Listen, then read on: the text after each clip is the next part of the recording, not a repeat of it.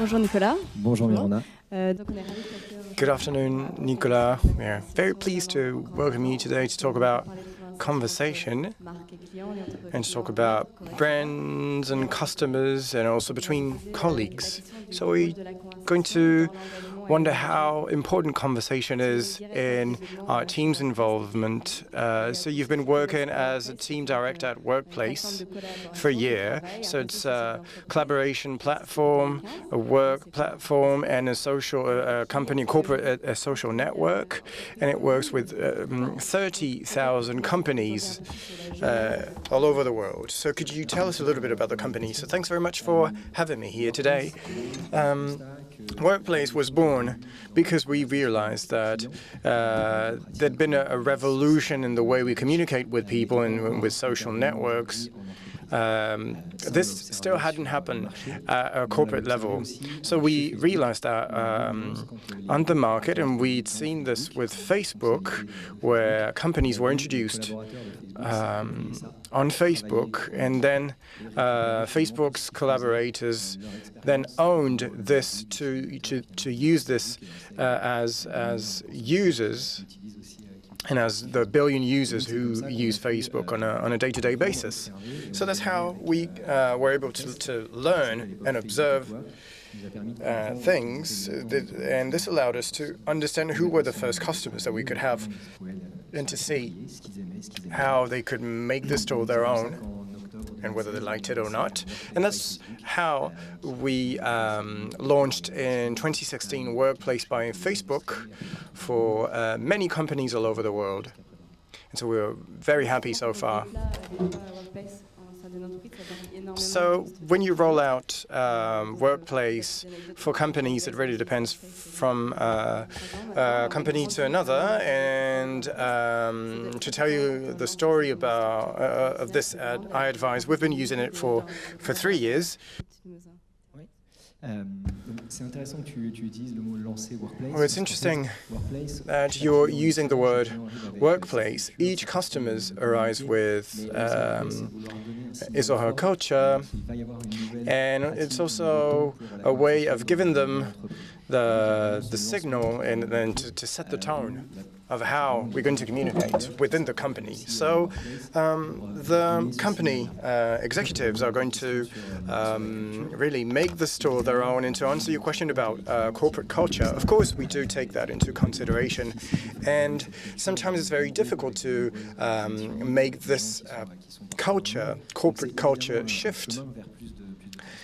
And so we need more transparency to do so, but it's a very strong signal. And to give you an example that I like, what a Renault retail group did, their conclusion was that their social network didn't exist.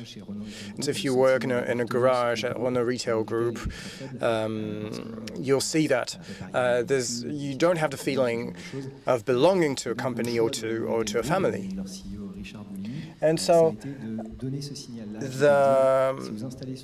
their will was to install this on their mobile phone so that you can stay in touch with what happens within the company. And then they did this during the Automotive International Fair. And so their success was immediate. They were able to be part of the same conversation and also get messages and get the answers. And so they'd reached their goal. And that was a cultural shift within the companies. And you have numerous examples with ambassadors who test these things and then become the leaders inside their teams. That's true. These leaders are very important, play a very important role to adapt the structure. And there's something we're trying to come up with at Workplace is to get as little friction as possible. So what does that mean? Is that we can use the company's directory not to reuse other tools. So we need to create messages with the usual audiences. We're not changing the audience, we're not changing the topic, but we're more agile. And in terms of content, we can improve things. And so ambassadors are here for this. They're here to help us to better structure the workplace, and also to accompany their fellow workers, and to say that's what we need to do to make our corporate culture change.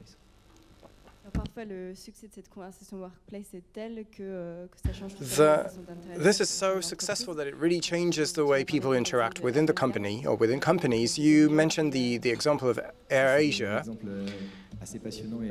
It's quite a fascinating example with Mr. Hernandez, AirAsia CEO, who talks about this in his book.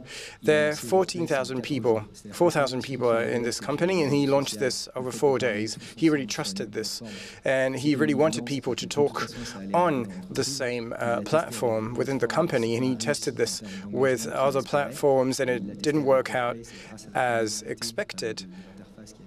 And so this interface was so user-friendly that a lot of people adopted this, and and then he published something on Facebook saying that he had his email address deactivated because he considered it was not the best way to communicate. In terms of codes that you need to stick to, there are codes for any kind of conversations, and we need to learn them from a very young age. Are there any codes that we should adopt? Is there any communications charter?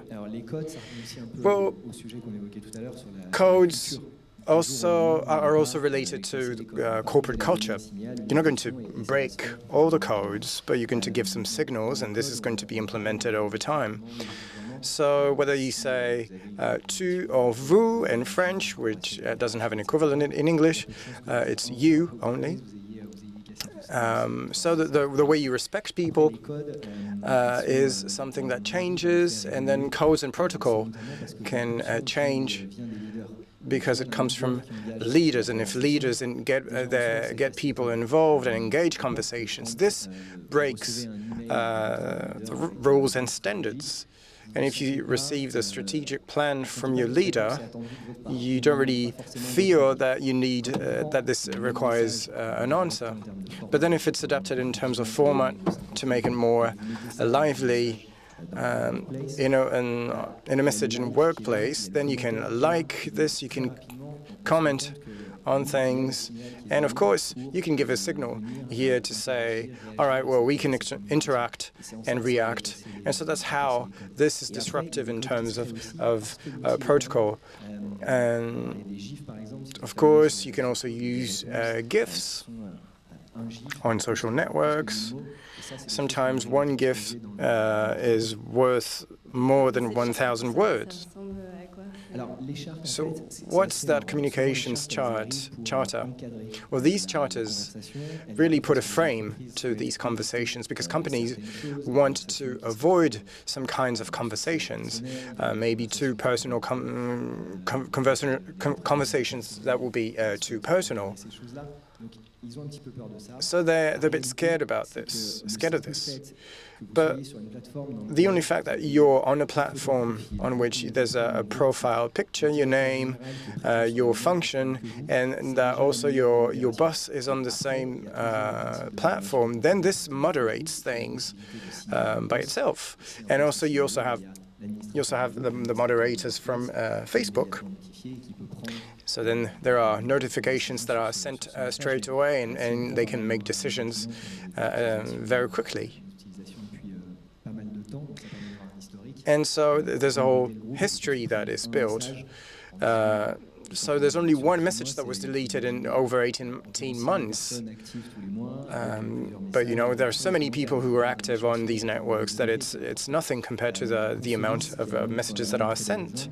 And with Consolis, another company, they told us 3 weeks ago, well, we've had to erase one picture, to delete one picture, and I can tell you it's nothing incredible. It's just that it wasn't in line with the whole team and what should be broadcasted implemented within the company. So, these charters are just here to put a legal framework to what we do. You were mentioning Consolis. There's a very strong player there. What's his role? And how should these people moderate these conversations or manage these conversations? Well, at Consolis, the company director is the moderator, so to speak, is the public relations or the communications manager. So it was natural for him to become this conversation manager. Well, just to give you an overview of what he does, he's in charge of a company who is in 25 companies, who's present in 25 companies, and he's had to implement the whole PR policy. So they've had to build stadiums with giant legal components. So they don't deal with digital technologies on a day-to-day basis. But he's made it thanks to his mobile phone. Because when there are things happening on their side, they're so visual. He's shown videos about what they do, and he shows these things to his collaborators. So he's a kind of community manager, and he encourages people to share things.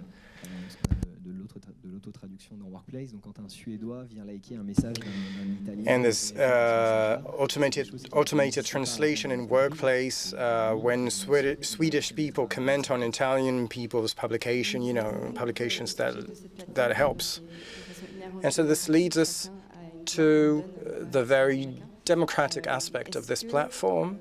Everyone has their say.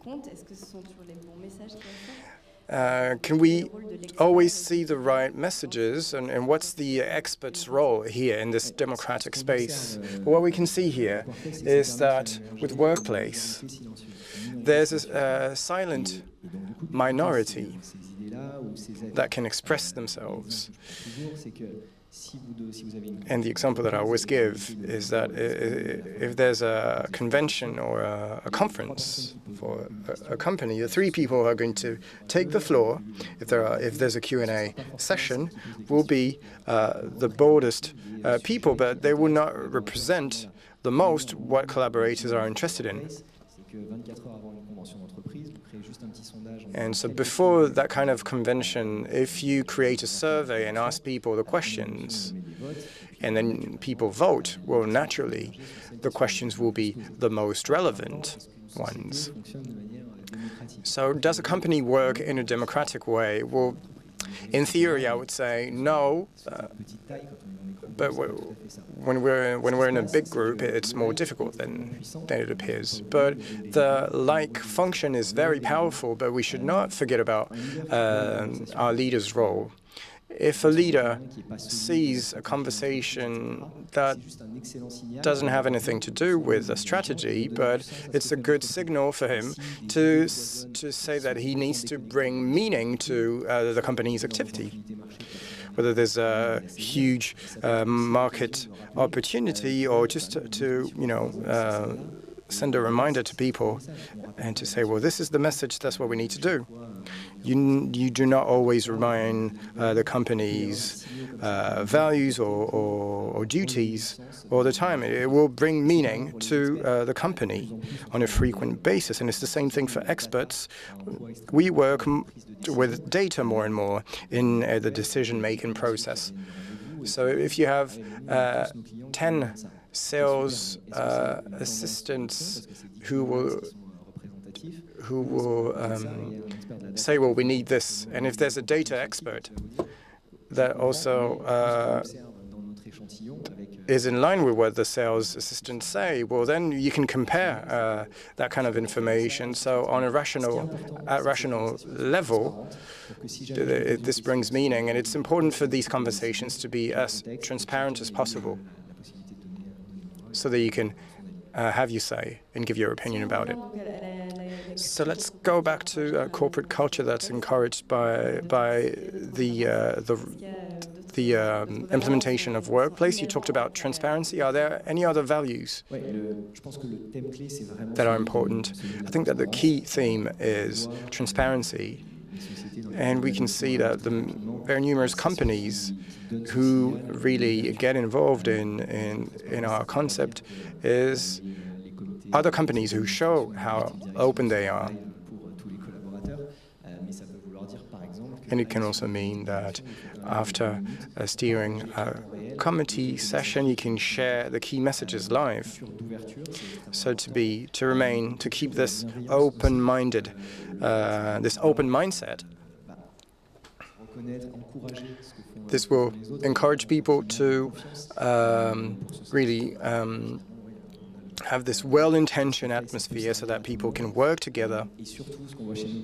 And what we see at our clients is that recognition is key and is crucial. And I'm going to take the example again of Renault Retail Group. They have a diploma called Kodak, which is a technical diploma that they usually give after 10 years experience or years and years of experience. And before then, it was something very official that they would give with a ceremony. And when they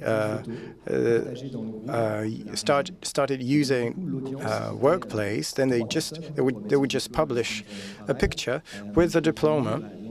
And so then this could reach all the collaborators in a region, so let's just say thousands of people with the regional manager, and we automatically publish a word to congratulate them, whereas in the past you were a bit isolated in a garage receiving your diploma. And it's different than receiving greetings and congratulations from your regional boss on a platform. So recognition is absolutely crucial. Our collaborators' commitment is a key factor for talent retention, and so it's a very powerful tool to use. It's very clear that this conversation flows very well, but if it only deals with conversation, it will be a bit.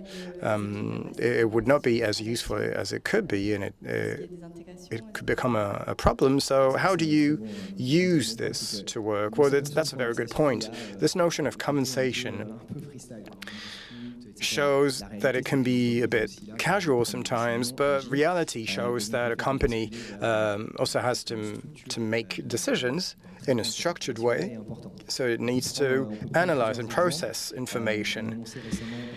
So that's an important example. We've announced this integration with Gérard for project management.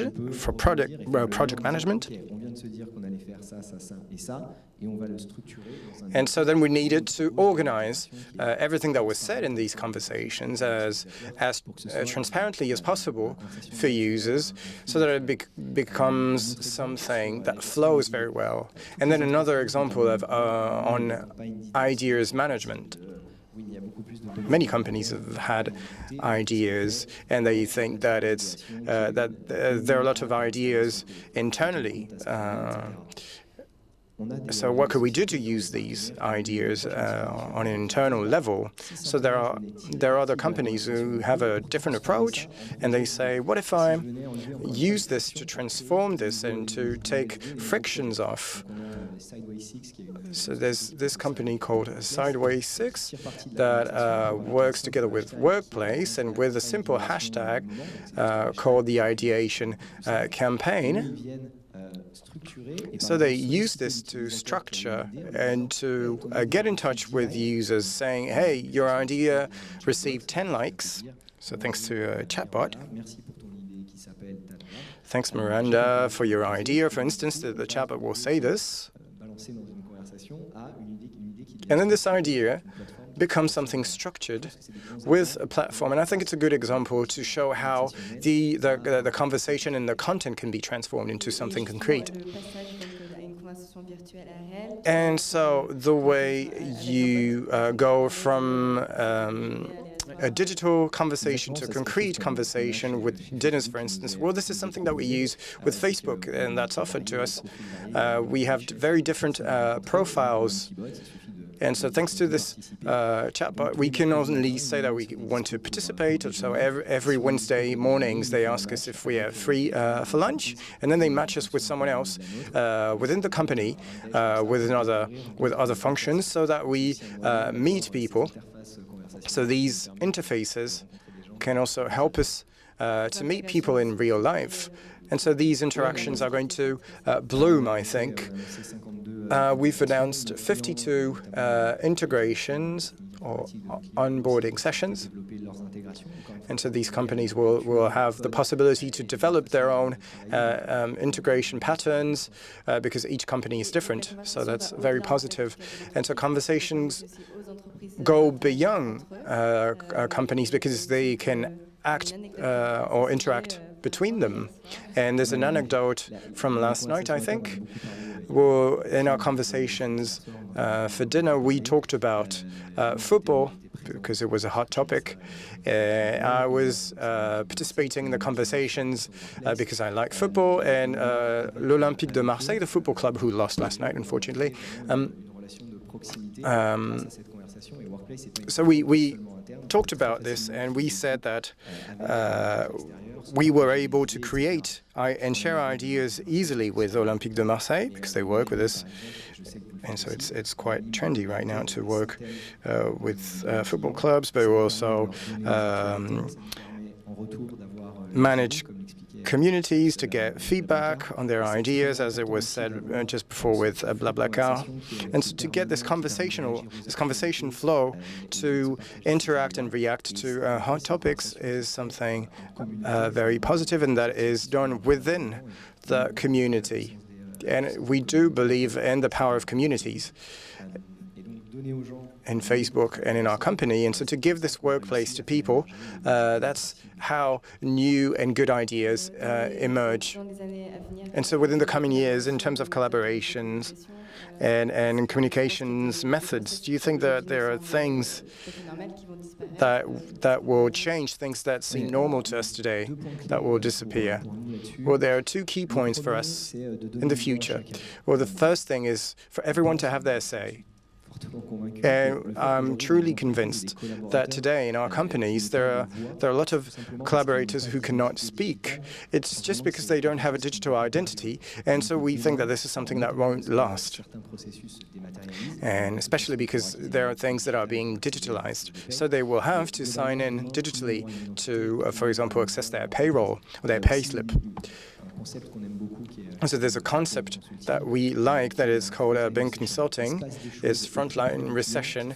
There are things happening close to the customer that we need to understand. So when things are 100% digitalized, it's quite easy with your tools to identify this. But when we're at a store, how can I really convey this message? Well, how can I do with my camera to improve some companies' processes? So let's be honest, we need to use this in the field, and it's crucial to use this. So we need to give everyone their say in order to share all the opportunities that we can have within a company. And then the processes, automation is something crucial. I don't think that on the long term we will get 280 apps on our mobile phones for actions that we do once every 2 months. For instance, when you book your holidays. For instance, if you use the national railway company with SNCF, it's really easy. You know, the date, the destination, and your starting point. Why can we do this with our holiday within a company? I think it could be very nice. And from 2018 on, then the Generation Z is going to start to come on the labor market. Are there things that are adapted it's rather adapted to them and not to boomers, for instance? But within the characteristics of the Generation Z, their capacity to use mobile phones and create impactful media is incredible. And now failure is something that is no longer a big deal. So that's also very, very important, and it's in line with their behavior. Something very important as well is that when they get in our companies, because it's not the case for now yet, they will be tutored by millennials who are used to using Facebook, for instance. So I think that the context is rather positive, so that we can transpose this at corporate level. But concerning baby boomers, just something I'd like to share with you that was shared by one of our customers, the fact of sharing knowledge and to give feedback on given topics. When you've acquired a lot of experience in a company, it's rather natural. So they are not really surprised by this, but what can surprise them is the tone. It's very likely that on very serious topics, millennials or Generation Z people answer with a GIF. So sometimes people don't understand because they say, all right, well, I just published something very serious, but that's the way they communicate. It's not just saying that that is fun or anything of that kind. It's just saying, all right, well, I got the information, and that's the way I want to answer. So it can be quite disruptive and disturbing sometimes, but that's part of the protocol transition that's going on right now. And then a question concerning privacy, concerning workplace. And that's a question from the audience. I didn't make the precision as in the introduction. When we developed this, we really tried to understand what people liked about Facebook and then operate it and roll it out on something professional. And what companies require today is privacy, is to get this certification 27001 with expert publications about our work, also our contracts to be in line with the GPD and SAS. And so this really lives up to our clients' expectations. Another question about the implementation of workplace. Can this replace an intranet system? Are there the same parameters? Well, it's very interesting because in workplace there are three phases of ownership that are important. The first thing is the very top-down and bottom-up and very reactive workplace. That's intranet-like. The second thing is then the creation of communities, and the third phase is the automation we've just mentioned. So these three phases usually come up in this order. And by building your audience with this top-down communications or way of communicating, this is rather this is the corporate way of working. But then to get back to the internet, I think that the better answer is our customer examples. With cold information that used to be on the internet, sometimes they keep them, but then they use Workplace as the conversational platform that could help them make that kind of information more lively. For instance, for HR concerns, one of the best practices would be to answer a message on Workplace and then to give a link to the internet. But some of our customers have also decided They've decided to stop using their internet.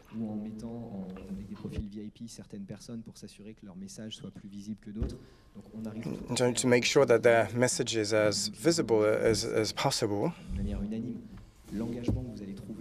And so that commitment has nothing to do with what you can see on an internet platform, because their visibility rate is, the maximum can be 20%, but people never like these things. But the commitment with Workplace is 70%. And people react with their content, so it can be a very good idea. But you don't have to stop using the internet, but rather to use it through Workplace. So you manage projects and teams through Workplace. Would you recommend things in terms of conversations? Well, first, real-time meetings are strong moments, but there are so many things happening within a week that I strongly encourage the recognition of small victories, because because it's a lot more sincere and authentic when you celebrate things on the very moment. And it's truly important. And something important is that managers also evolve. They're here to collaborate, to share the knowledge and help people out in order to make your team shine within the company, and also to take the good ideas and best practices to share them with your teams is something that could be recommended. So we're going to conclude on this. Thank you very much, Nicolas.